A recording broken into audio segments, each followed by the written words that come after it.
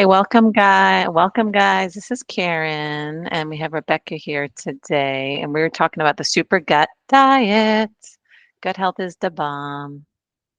Um, okay, so I'm going and reviewing Dr. Davis's Supergut protocol and my takeaways from it.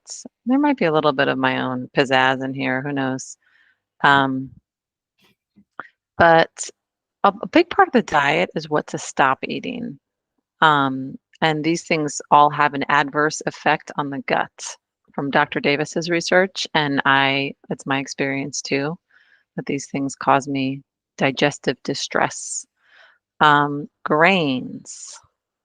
Now he's got a policy of like, grains are just not good for you, period. No grains, no bread, no pasta, no, even like whole grains like brown rice.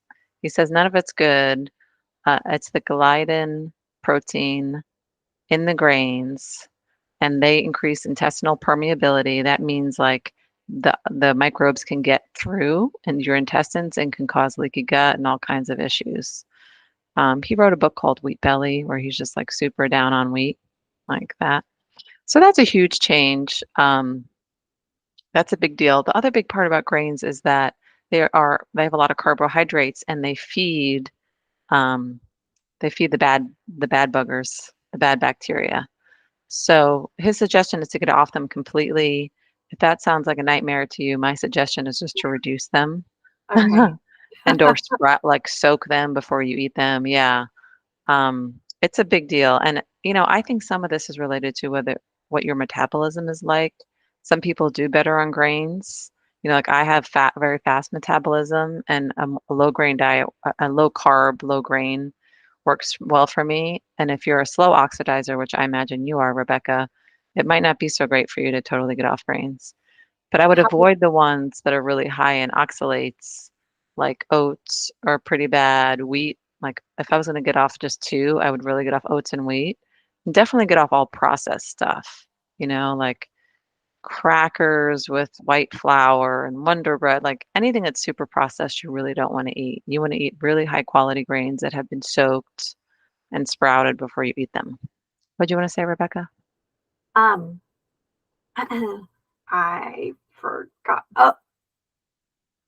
Oh, um, okay. So oats and wheat and anything processed. How do I know if I may? You said my stomach may move more slowly. How do I know that? How do I, Oh, that you're a slow oxidizer because you said that you feel a lot of fatigue pretty often. yes. So like really high energy people who are like always on the go, workaholics, they can't sit still, those are fast oxidizers. Most people are slow oxidizers. They're more sluggish, they digest slower, their metabolism is slower, and they do better with some more carbohydrates usually.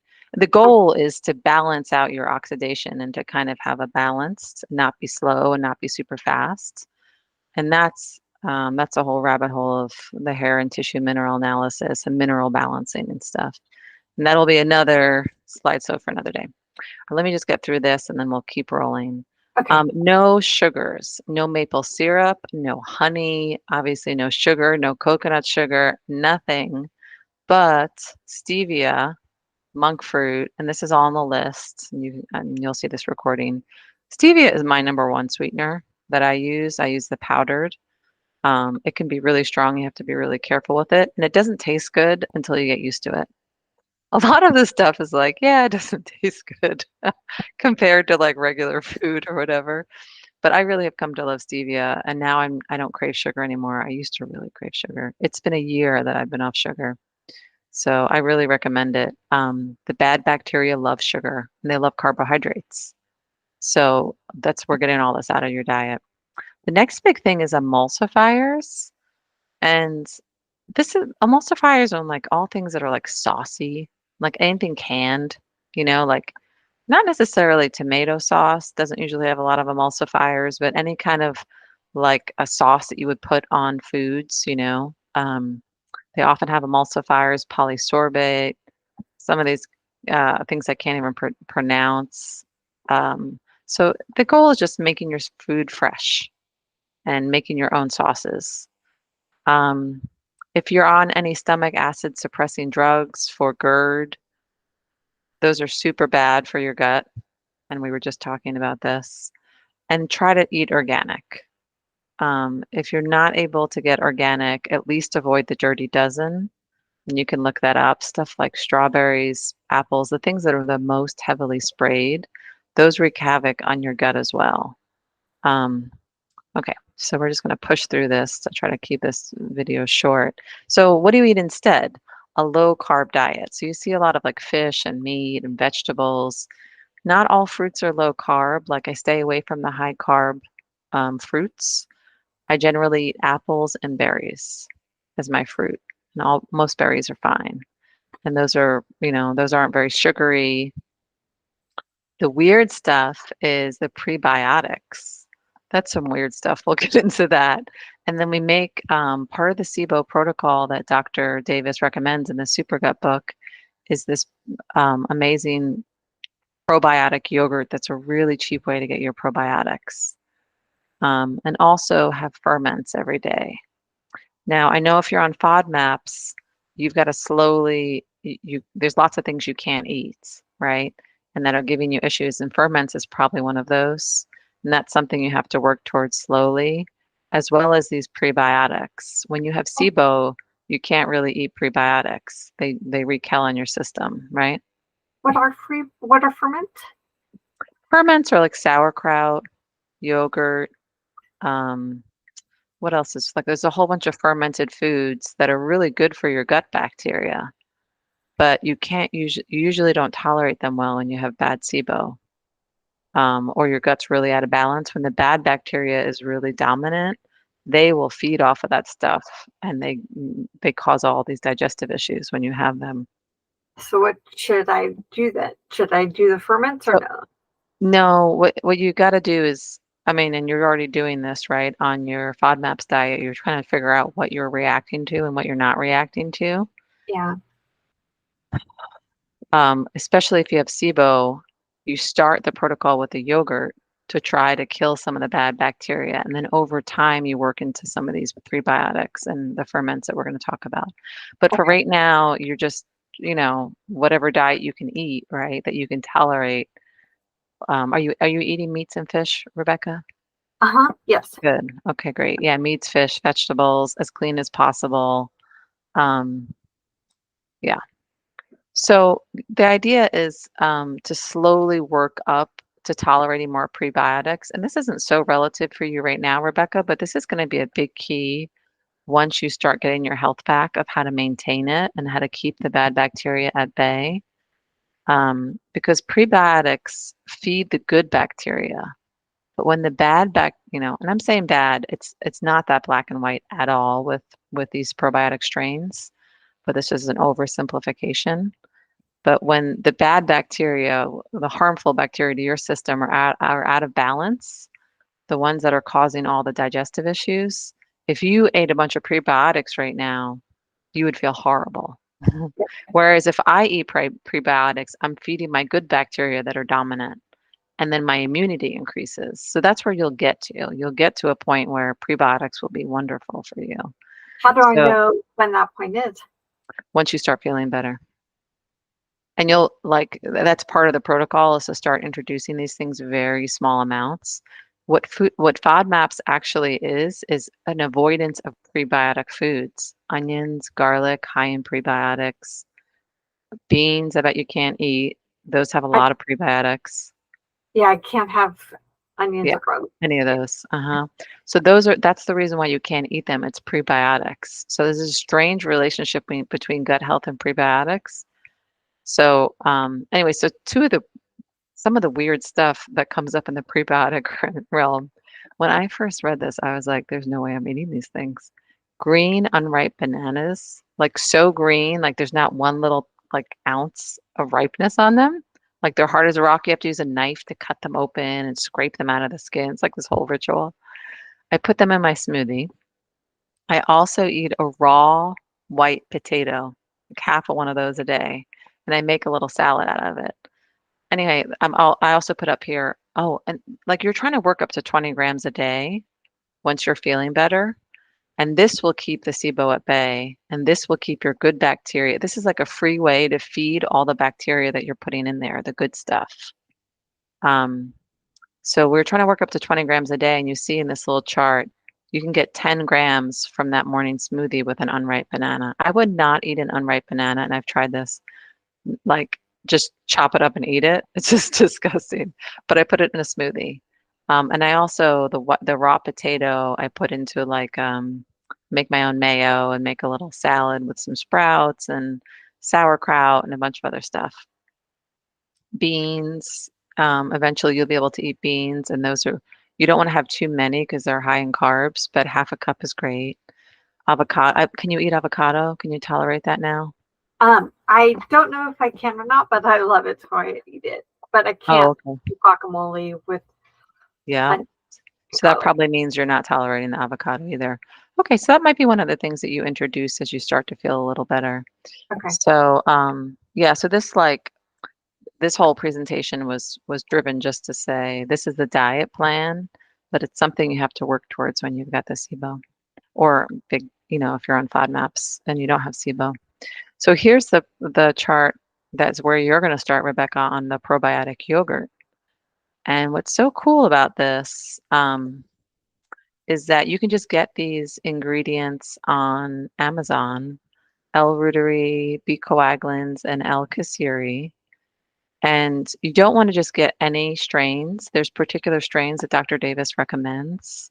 They're not all equal. And there's a whole rabbit hole of probiotics, but these are the strains that your great grandmother had in her belly that we don't have anymore. They're just like gone from most of our microbiomes. So, but these are the heavy hitters. These are the ones that kill SIBO, which is really fecal bacteria. And these will kill like just, those bad pathogens that come in that can make you really sick. I don't know if this is true, but my like working theory is that if I got exposed to something that would give someone um, like food poisoning, that at this point, this inoculation that I have in my system would fight it. So I'm curious to see over time if that's true. Anyhow, so the ingredients in making the yogurt is these different strains of probiotics, plus potato starch, plus half and half. Um, Where do I get all these ingredients? You said on Amazon? yeah, and I have it all linked in that document, and I have a Supergut cheat sheet, and everything's linked in there.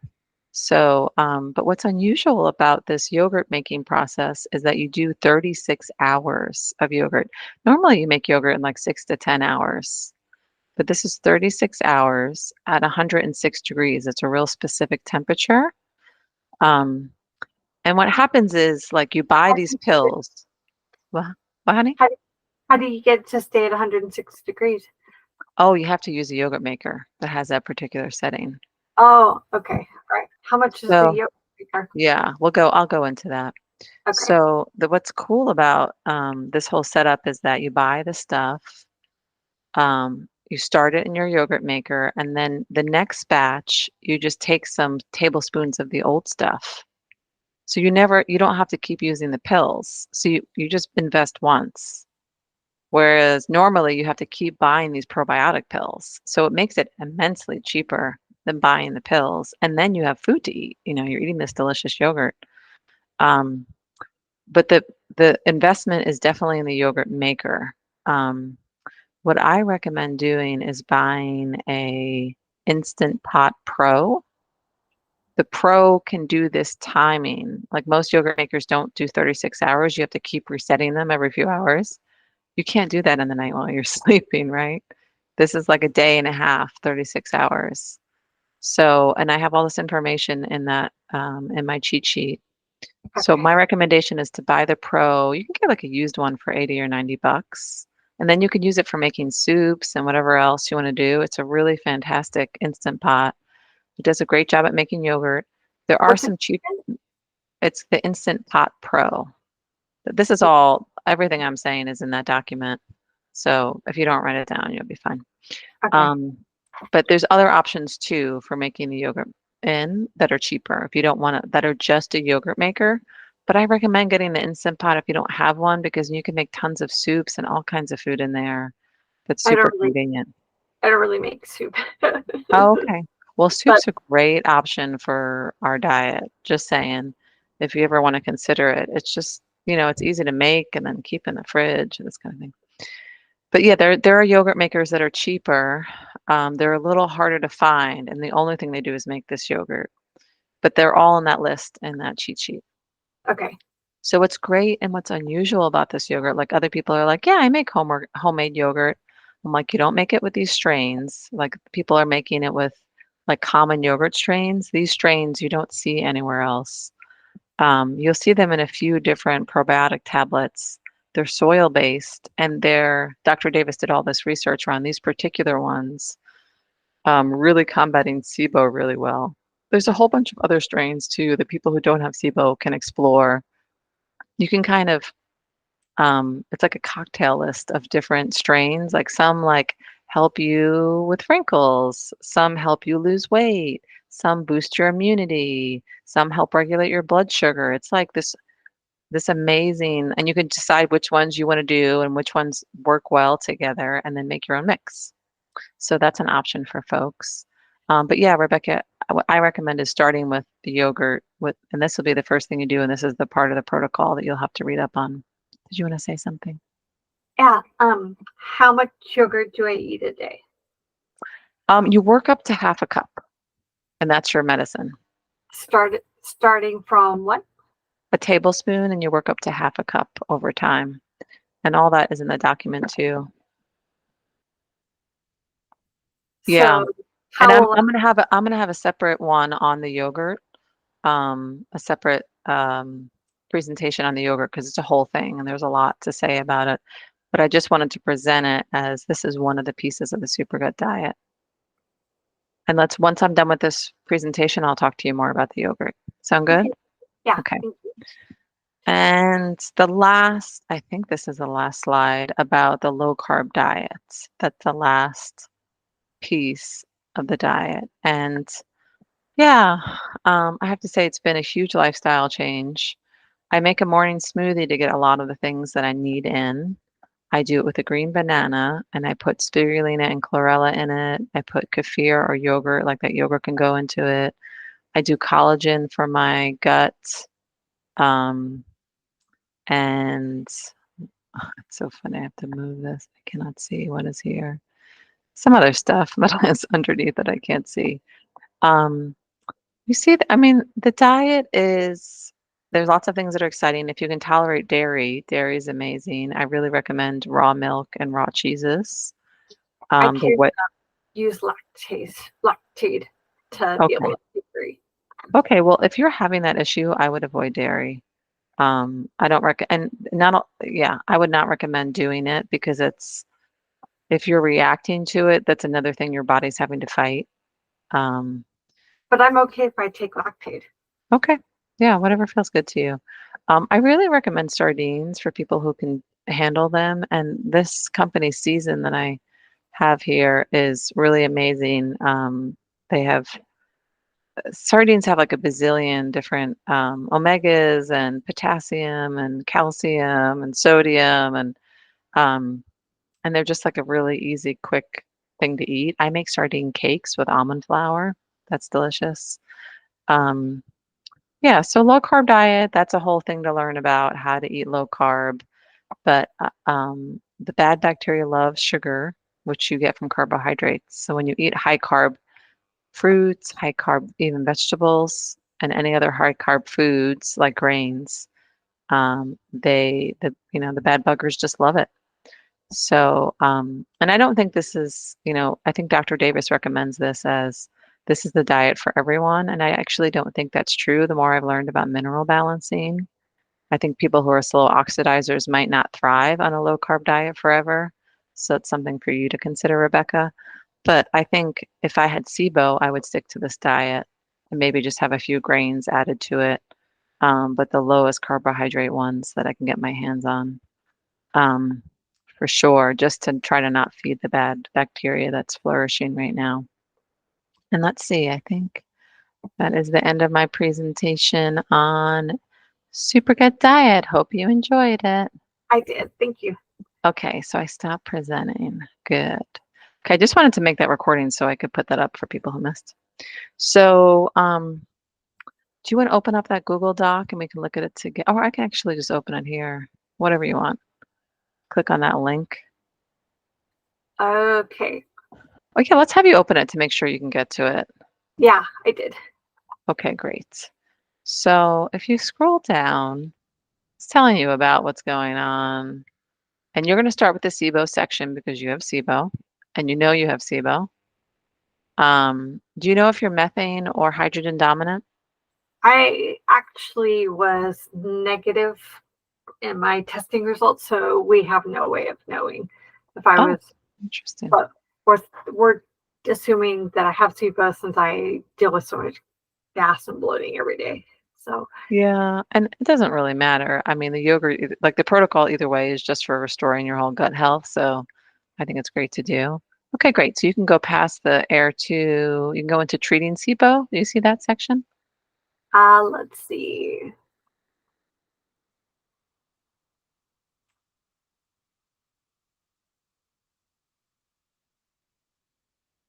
Keep scrolling till you see treating SIBO. Do you know what page it's on? Oh yeah, good point. There's pages. It is on, where's Found my, it. okay, great. So this is a big thing is that they talk about once you get rid of the SIBO, that's bacterial overgrowth, then the CFO starts flourishing. Most people who have SIBO also have CFO. It's fungal overgrowth. Anyway, the way that Dr. Davis talks about dealing with this is to start taking curcumin. It's actually pretty cheap. You want curcumin without um, like they add stuff to it to help you absorb it, like black pepper. I think it was like $10 for me to get this curcumin. Um, you want the stuff that's like the cheapest without any additives, just curcumin. And what that's going to do is kill the fungal. So like as your bacteria starts to die down, the fungus goes, "Oh, I have all the space to party." And like they can flourish now that the bacteria is subsiding, is kind of how it works. So he recommends taking curcumin for like 2 months while you start the yogurt. And I would not skip that because uh, the bacteria can just get replaced by fungus, and that's a nightmare too. And I really am glad that I did that when I did my protocol because I could tell afterwards there was like a different situation happening. Does that make sense? Yeah. Okay. So So take that's, it in conjunction with the yogurt. yeah. So you see it says like do each of the 8 steps below to treat SIBO. Yeah. So you were on the antibiotics. That wasn't even one of these options. There's something called herbal antibiotics. I don't recommend it. I recommend just doing the yogurt, which is B on those 2 choices. Your Okay. body has already been knocked hard by all those antibiotics. If I were you, I would just not take the next round, skip it, and just go to yogurt, but obviously do whatever feels good to you. I wouldn't do them well, actually, you could do them together, but that might be really uncomfortable. I Uh, would just recommend the yogurt, really. But you gotta feel and see what's right for you. Next is the curcumin, which tells you the dosage. Um, you can switch between curcumin and berberine also. You don't want to do curcumin long term, so I switched. I do curcumin 1 month, berberine another month, back to curcumin if I still was having some symptoms. Um, are you taking any fish oil for the omega-3s? I'm not. No. Okay, I would really recommend that. Cod liver oil is a really great. Actually, I should put that in here. I Way to actually get. have some fish oil. Is that Okay, the same thing? great. Um, yeah, getting high quality fish oil is a big deal Okay. because you need that as to help recover the gut, and I can't remember exactly why.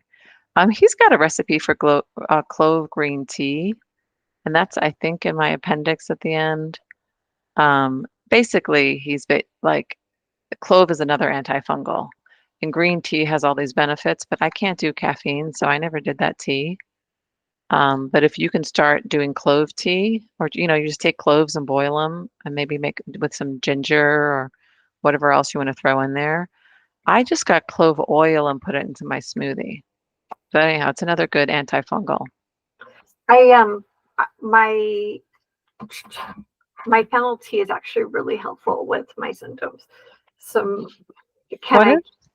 my I take fennel tea for Oh, my yeah, you said fennel tea. Yeah, of course. yeah, Yeah, you can it's throw that really in there. yeah. Great. Oh, Okay. great. Wonderful. And then okay, so you said just to back up a step, you said in take the curcumin and um, Berberine. berberine. Yeah, and that's in these notes right here too, in case you're taking notes. It's all right here.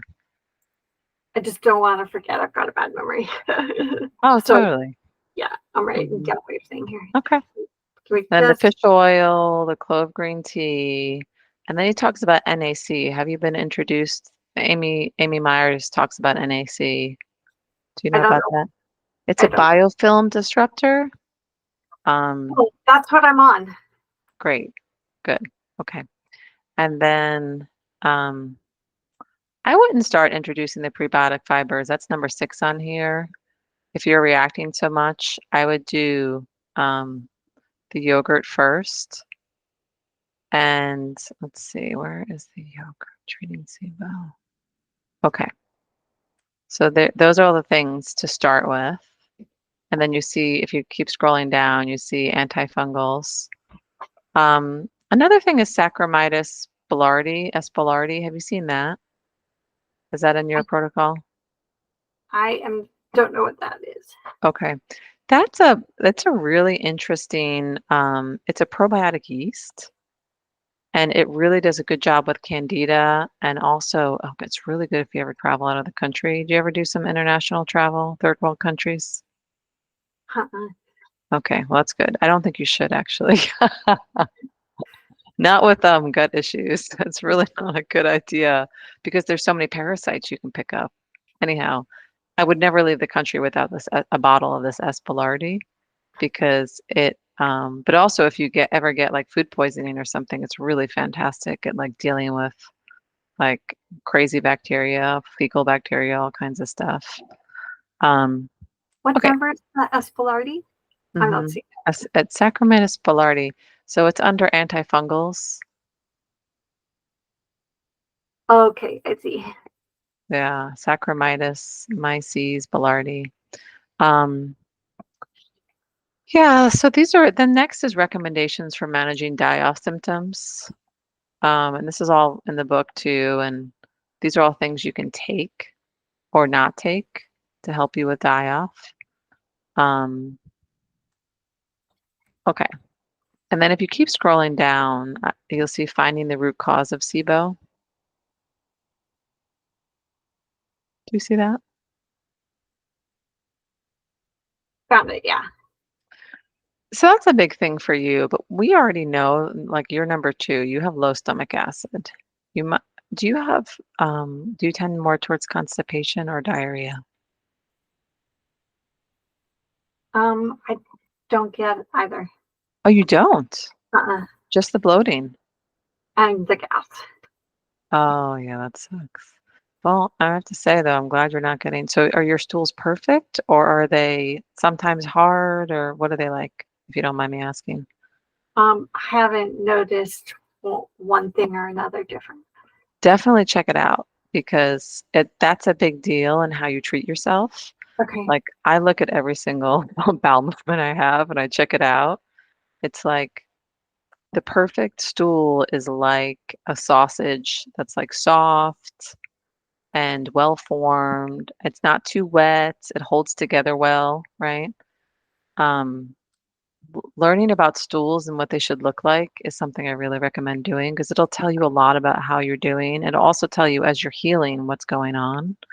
And you want to watch out for like, as soon as they start getting dry and like they break up into little kind of rabbit pellets, that means you're constipated. And you might also be dehydrated. If they get super liquidy and runny, right, that's more towards diarrhea. And you respond differently to that. That makes sense. if you're moving towards constipation, you probably need more magnesium, and that's good to notice too. Okay. Um, so yeah, definitely watch your stools and check them out and learn about that because that'll really help. So we know you have low stomach acid. There is a way you can test your stomach acid. I wonder if I have that here. Oh, you know what I should put in here is the baking soda test. Do you have baking soda at home? I'm sure we do. Yeah. Okay, great. Well, I recommend this test. It's just a super simple test. And I would actually take this one out that I have here. What is the test review? It tells you how low your stomach acid is. Okay. Okay, cool. So, yeah, that's okay, cool. A baking soda test. Oh no. Well, um, you can read this at another time. There's a lot here. But then we get to if you just keep scrolling down, you'll get to the yogurt recipe. And I just want to make sure you see all those links. Um, those are all Amazon links. And the thing is that once you get all this stuff, other than um, you shouldn't, okay, so you can also make this with coconut milk, or you can do it with a half and half. I don't even know. I'd be curious to hear if you need lactate with this. He claims that there's no dairy left in it once you um, cook it for 36 hours because all the bacteria eats all the dairy. So he says this is good for people who have dairy intolerance. Is Um, this the Supergut yogurt recipe? yeah. Okay. SIBO Supergut yogurt recipe. And then below it is the coconut milk one. And then below that, you'll see equipment for yogurt making. And this is where I was telling you, the bottom of that, there's the other makers. Sutek yogurt maker is $50 in Walmart and Amazon. So that's worth all checking out. Yeah. So if I were you, I'd just read through this whole document some more and just check it all out and see what you think. Okay. I didn't find that last piece you're talking about. After I Oh, made okay. the Supergut recipes dairy. And what were you saying? What were you pointing out? Keep scrolling down and scroll past the one for coconut milk Okay. and then keep going. And it says equipment for yogurt making. Okay. And at the bottom of that one, you'll see the lists of other yogurt makers. Okay. Thanks, lady. So, Oh, you yeah. said so the pro one has you said the one you pointed out before Yeah. has the one where you can leave the temperature the same. Yeah. So all of these that I recommended that are It's here, not pro.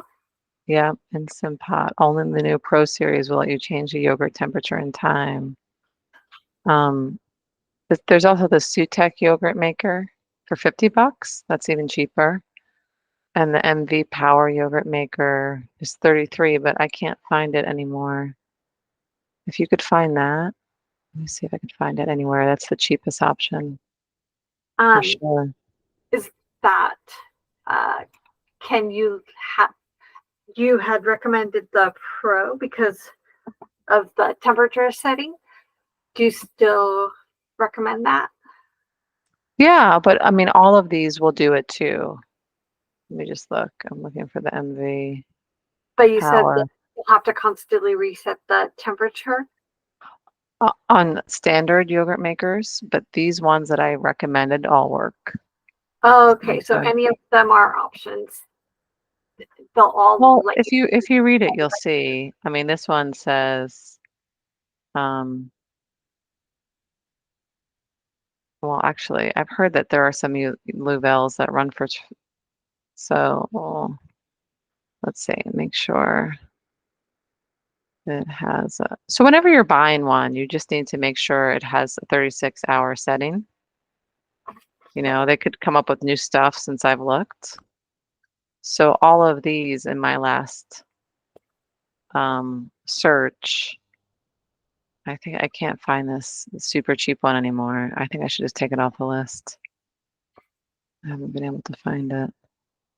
MV Power. I might get rid of that. So Sutek is $50. Instant Pot's more like 90, but Sutek works. Okay. So you said any of them you can leave the temperature setting and But you got to make sure. I mean, you could wind up a Louvel yogurt maker that doesn't have the right temperature setting. Like look it up and then double check. can you see that one more time? Look it up and double check whenever you're buying one. Make sure that it can do 36 hours and 106 degrees setting.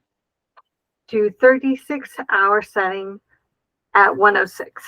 Yeah. Okay. I know that if you buy an Instant Pot Pro, you will definitely have that. There are Okay. cheaper options, but you just got to make sure you're buying the right thing. If that makes sense. Yeah. Uh, Yeah. Let's see. Yeah. Any other questions for me, honey?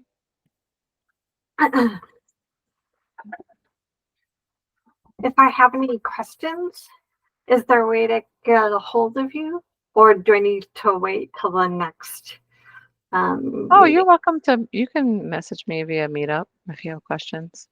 Okay, great. Well, where's the best way to, do I text it to the group or do I text it to the, You can direct message me on Meetup.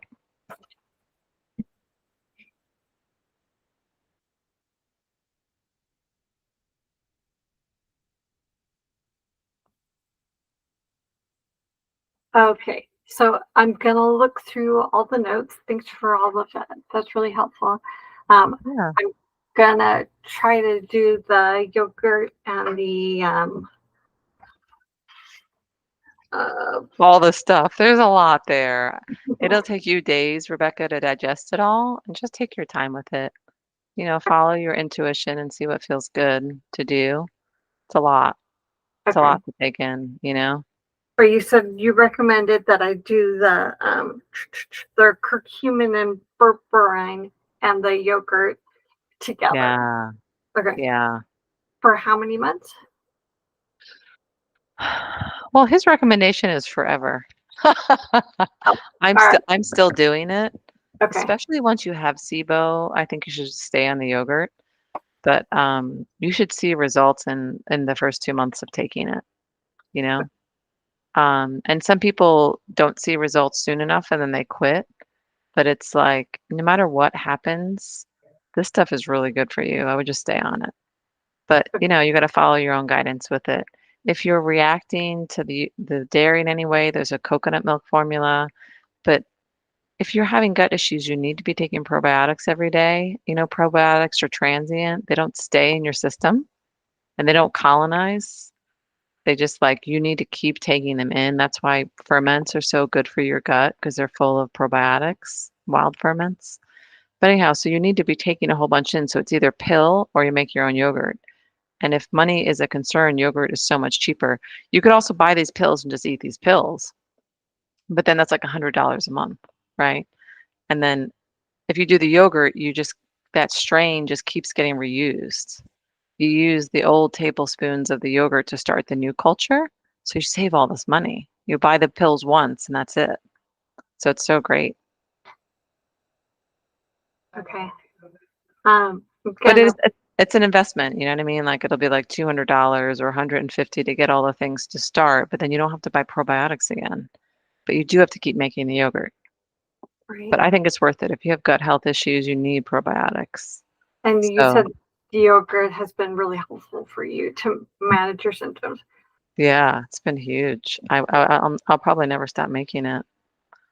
I mean, it's just so good, and it also increased my immunity. This is the first winter I haven't been sick. It's so crazy. Like I've had all these gut issues, but I've been around people with COVID and kids that are sick, and I just haven't caught anything. Knock on wood. Hope I don't. I'm pretty fortunate to have a pretty good immune system. Oh, good. Yeah. Great. So you don't tend to get sick? Uh-uh. Oh, good. That's really good. I'm glad to hear that, honey. Okay, good. Well, maybe your issue is just stomach acid then, and that's creating the SIBO. That would be fantastic, especially, but I would love to hear from you. Watch your stools and your bowel movements and check them out and see if you're leaning towards constipation or diarrhea, Okay. be- because that will really tell us more information. And especially once you start taking the yogurt, like just have a daily journal of what you notice, what your symptoms are. You journaling every day on your symptoms? I don't. I have Okay. a lot of health issues, and so I don't have time to. Oh, are you working full time too? What's your life like? I'm gonna be. I've been unemployed for a few years. I'm going looking for work right now. But I'm Oh, okay. going part time because I've got a lot of health issues. So I need to be able to go to my doctor's appointments and make phone calls during the week, that kind of thing. So, Totally. I get it. It's hard, right? Can I ask what are your other health issues that you're dealing with? um, I I don't feel comfortable sharing. Oh, that's totally fine. Yeah. I The only reason why I was asking Rebecca is I wonder if the crossover between all the stuff and it's totally fine. Great. The Wonderful. the main one is I've got Huntington's disease, so that's why sometimes you see me shaking on the camera because it's like a Um, combination of Parkinson's and Alzheimer's. Um, so I've got movements that I deal with every day. Thanks for sharing that. That's tender. Gosh, I wonder that really could be related to gut stuff too. That's really interesting. So I'm curious to see if your symptoms improve with improving your gut health. I don't know about Huntington's, but I know Parkinson's and SIBO are closely related, and Dr. Davis has had a lot of success with people getting rid of Parkinson's with curing SIBO. Uh, So that's kind of interesting, huh? really? Um, yeah, Parkinson's is a big. Well, the thing is that the gut controls a lot of your neurological experience, so especially stuff like the shaking. For me, it manifested as restless leg syndrome. I'm like Okay. kicky while I'm sleeping. It's all like the nervous system. And when the gut is out of whack, the nervous system gets really impacted.